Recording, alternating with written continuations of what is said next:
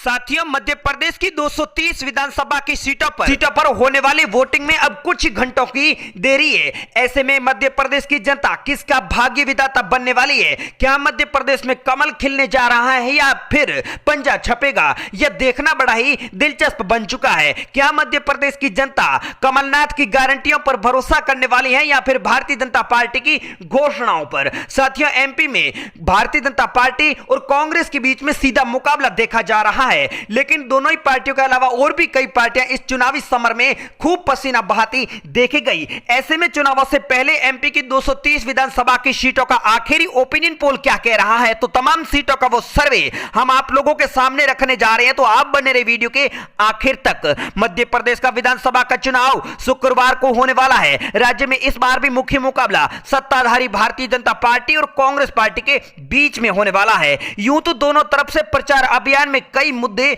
उछाले गए, लेकिन आखिर मतदाता जिन चीजों को देखकर वोट करने वाले हैं, वो कुछ मुद्दे हम आप लोगों के सामने रखने वाले हैं। सबसे बड़ी बात अगर कांग्रेस पार्टी की कर ली जाए तो यहां पर बदलाव का मुद्दा सबसे बड़ा मुद्दा बन चुका है। अगर हम कांग्रेस पार्टी की ओर देखें तो उसके पक्ष में सबसे बड़ा मुद्दा बदलाव का है। जो वोटर कांग्रेस पार्टी के लिए वोट करने वाले हैं, उनके मन में सबसे बड़ा मसला तो यही लग रहा है कि सरकार बदलनी है। अगर भारतीय जनता पार्टी की बात करें तो लाडली बहना योजना को बीजेपी सबसे बड़ा हथियार मान रही है। भारतीय जनता पार्टी सरकार में वापसी के लिए वोटिंग का इरादा करने वाले वोटरों के मन में सबसे बड़ा मुद्दा तो लाडली बहन योजना का ही लग रहा है। यूं तो दो ही मुद्दे हैं जिसके आधार पर मुख्य तौर पर एमपी में वोटिंग होने वाली है। आखिर जनता किसका साथ देने वाली है? ईटी की एक रिपोर्ट के अनुसार करीब 2 दशकों से सत्ता पर काबिज होने के बाद भारतीय जनता पार्टी के सामने इस बार बड़ी एंटी इनकम्बेंसी से निपटना है। इसकी यह वजह है कि कांग्रेस ने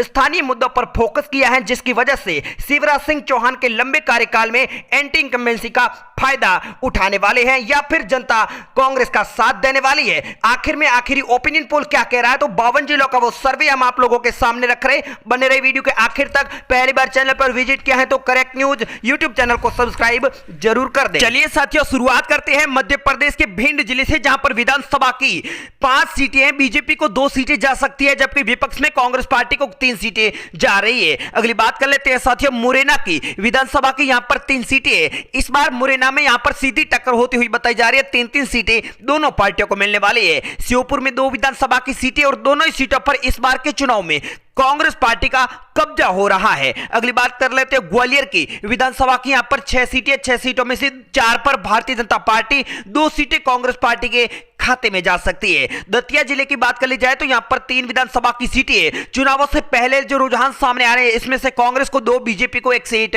जा सकती है। अगली बात कर लेते हैं शिवपुरी की विधानसभा की। यहां पर 5 सीटें हैं। बीजेपी को 3, जबकि कांग्रेस पार्टी के खाते में 2 विधानसभा की सीटें जा सकती है। अगली बात कर लेते हैं गुना जिले की विधानसभा की। यहां पर 4 सीटें हैं। बीजेपी को 2, जबकि 2 सीटें कांग्रेस पार्टी को भी मिलती बताई जा रही है। अगला जिला हमारे सामने आ चुका है अशोकनगर विधानसभा की। यहां पर 3 सीटें हैं। बीजेपी को 2, जबकि कांग्रेस पार्टी के खाते में 1 विधानसभा की सीट जाती बताई जा रही है। सागर जिले की बात कर ली जाए तो यहां पर 8 विधानसभा की सीटें हैं। बीजेपी को 3, जबकि कांग्रेस पार्टी को 5 विधानसभा की सीटें मिल सकती है। अगली बात कर लेते हैं टीकमगढ़ की विधानसभा की। यहां पर 4 सीटें हैं। 4 में से बीजेपी को 3, कांग्रेस पार्टी के खाते में 1 विधानसभा की सीट जा रही है। साथियों, चुनावों से पहले निवाड़ी जिले में 1 विधानसभा की सीट है। यहां पर ओपिनियन पोल में 1 सीट कांग्रेस पार्टी के खाते में जाने का दावा किया जा रहा है।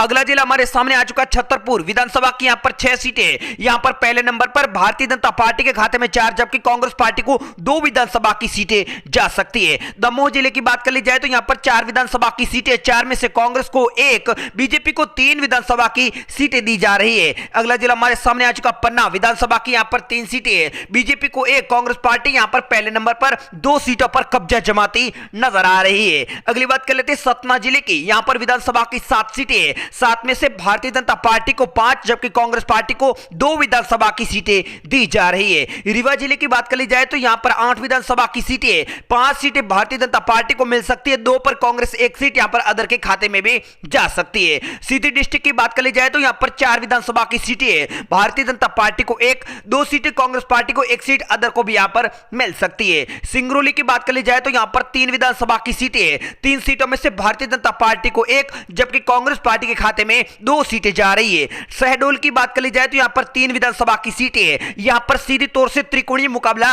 बन सकता है, एक बीजेपी, एक कांग्रेस, एक सीट अदर के खाते में जा रही है। अनूपपुर में 3 विधानसभा की सीटें हैं। यहां पर पहले नंबर पर कांग्रेस पार्टी को 2, जबकि भारतीय जनता पार्टी के खाते में 1 सीट जा रही है। अगली बात कर लेते साथियों उमरिया की विधानसभा की, यहां पर 2 सीटें हैं। दोनों पर भारतीय जनता पार्टी का कमल खिलने का दावा किया जा रहा है ओपिनियन पोल्स के अंदर। कटनी जिले की बात कर ली जाए तो यहां पर 4 विधानसभा की सीटें, 4 में से भारतीय जनता पार्टी को 3, जबकि कांग्रेस पार्टी के खाते में 1 विधानसभा की सीट जा रही है। बात अगर जबलपुर की कर ली जाए तो यहां पर 8 विधानसभा की सीटें हैं। भारतीय जनता पार्टी को 3 सीटें, कांग्रेस पार्टी को 4, 1 सीट अदर के खाते में जा रही है। अगली बात कर ले डिंडोरी की विधानसभा की, यहां पर 2 सीटें हैं। दोनों सीटों पर भारतीय जनता पार्टी का कमल खिलने का दावा किया जा रहा है। अगला जिला हमारे सामने आ चुका साथियों मंडला विधानसभा की, यहां पर 3 सीटें, भारतीय जनता पार्टी को 2, जबकि कांग्रेस पार्टी के खाते में 1 सीट जाने का दावा किया जा रहा है। अगला जिला हमारे सामने आ चुका बालाघाट विधानसभा की, यहां पर 6 सीटें, भारतीय जनता पार्टी को 3, कांग्रेस को 2, 1 सीट अदर उम्मीदवार के खाते में भी जा सकती है। अगली बात कर लेते हैं साथियों सिवनी जिले की, यहां पर विधानसभा की 4 सीटें, भारतीय जनता पार्टी को 3, कांग्रेस पार्टी को 1 विधानसभा की सीट पर जीत मिलती हुई बताई जा रही है। बात कर लेते हैं नरसिंहपुर की 4 विधानसभा की सीटें, यहां पर पहले नंबर पर कांग्रेस पार्टी को 3 सीटें दी जा रही है, जबकि 1 सीट भारतीय जनता पार्टी के खाते में जा सकती है। अगली बात कर लेते हैं छिंदवाड़ा की विधानसभा की, यहां पर 7 सीटें हैं। 7 सीटों में से बीजेपी को 2, जबकि कांग्रेस पार्टी के खाते में 4, 1 सीट अदर के खाते में जा सकती है। बैतूल जिले की बात कर ली जाए तो यहां पर 5 विधानसभा की सीटें, 5 सीटों में से भारतीय जनता पार्टी को 2, कांग्रेस पार्टी के खाते में 3 सीटें जा रही है। अगली बात कर लेते हैं हरदा की, यहां पर 2 विधानसभा की सीटें, दोनों सीटों पर भारतीय जनता पार्टी का कब्जा होता हुआ ओपिनियन पोल में चुनावों से पहले बताया जा रहा है। अगली बात कर लेते हैं होशंगाबाद की, यहां पर 4 सीटें, 4 सीटों में से बीजेपी को 1, कांग्रेस पार्टी को 3 सीटें जाने का दावा किया जा रहा है। साथियों अगला जिला हमारे सामने आ रहा है रायसेन विधानसभा की, यहां पर 4 सीटें, 4 में से 2 पर बीजेपी, 2 सीटें कांग्रेस के खाते में जाती हुई ओपिनियन पोल में बताई जा रही है। अगला जिला हमारे सामने आ रहा है विदिशा विधानसभा की, यहां पर 5 सीटें, 5 सीटों में से भारतीय जनता पार्टी को 3, जबकि कांग्रेस पार्टी के खाते में 2 विधानसभा की सीटें जा सकती है। भोपाल की बात कर ली जाए तो यहां पर 7 विधानसभा की सीटें, इस बार यहां पर बड़ा उलटफेर देखने को मिल रहा है, बीजेपी को 3, कांग्रेस को 4 सीटें मिल सकती है। सीहोर जिले की बात कर ली जाए तो यहां पर 4 विधानसभा की सीटें, भारतीय जनता पार्टी को 3 सीट, जबकि कांग्रेस पार्टी के खाते में 1 सीट जा सकती है। अगली बात कर लेते हैं राजगढ़ की विधानसभा की, यहां पर 5 सीटें, 5 सीटों में से भारतीय जनता पार्टी को 3, कांग्रेस पार्टी के खाते में 2 सीटें जाने का दावा किया जा रहा है। अगली बात कर लेते हैं आगरमालवा की विधानसभा की, यहां पर 2 सीटें, यहां पर कांग्रेस और बीजेपी में सीधी टक्कर बताई जा रही है, 1-1 सीट दोनों पार्टियों को दी जा रही है। अगली बात कर लेते हैं देवास की विधानसभा की, यहां पर 5 सीटें, कांग्रेस पार्टी यहां पर भी पहले नंबर पर 3 सीटों पर कब्जा जमा सकती है, जबकि बीजेपी को 2 सीटें मिलने वाली है। अगली बात कर लेते हैं खंडवा की विधानसभा की, यहां पर 4 सीटें, भारतीय जनता पार्टी को 3, कांग्रेस के खाते में 1 विधानसभा की सीट जाती बताई जा रही है। अगला जिला हमारे सामने आ चुका बुरहानपुर, जहां पर 2 सीटें हैं, दोनों सीटों पर कांग्रेस पार्टी का कब्जा जमता हुआ ओपिनियन पोल में बताया जा रहा है।